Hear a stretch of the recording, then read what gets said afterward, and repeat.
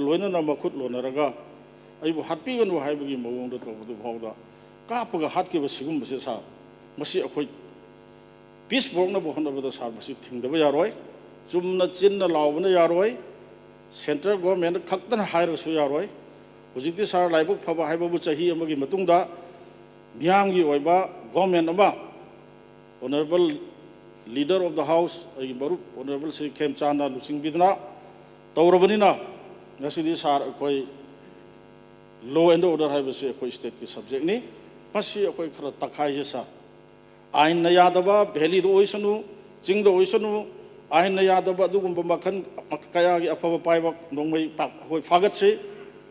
then mayam na illegal immigrant ni haibase akoi khandok na botoks हाइरिबा illegal immigrant सिंग से तकथोक से अदुगा आइन ना यादब अदुगुम खुलाई पाइबा सिंग से मसी फारगा तखलगा मिलिटरी क्रैक डाउन तौरगा सार मसी हेक लोइद्रम मखैदी मणिपुर शांति लाओय फनयामना अखोई एमएलए मिनिस्टर सिदा स्कोट ना तौरगा पोरगा फमिनरगा सु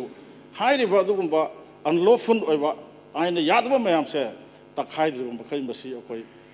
पीस पोरक पंगमोय अदुना मसी तखाइ भाइबा से हंदक नौना हाइबा ताई सही अमगी मतुंगदा लांस इरांग सिगी सही अहुमगी मतुंगदा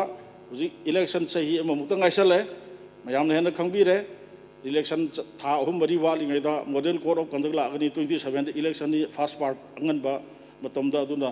सरकार सिना तौबदुरबुसु मतमसि यामना लेते लोइसन जरकपदा अइन हाइजनिंग बसे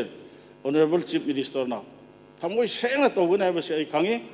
आई थागतपदी नचदबा मियोय हाइबसे तौथोरकप थबकना खांगी वंगांग संगांगना खांगी हाइदना आई वाफम मतंग कोट तौजगे